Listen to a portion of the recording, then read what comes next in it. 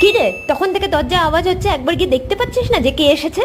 মা তুমি দেখছো আমি পড়ছি, দিদি তো তখন থেকে ঘরে শুয়ে আছে, ও কি দরজাটা খুলে দিতে পারছে দিদি না? তোর মতো বেকার নাকি রে? সারাদিন অফিসের কাজ করে একটু রেস্ট করছে, সেটাও তো সহ্য হচ্ছে না। মা ও শুয়ে শুয়ে টিভি দেখছে। মা এটা কেমন হলো?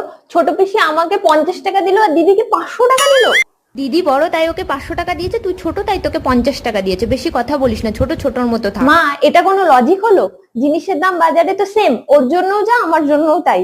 500 টাকায় ও কত কিছু কিনবে আর আমি 50 টাকায় কি এমন কিনবো?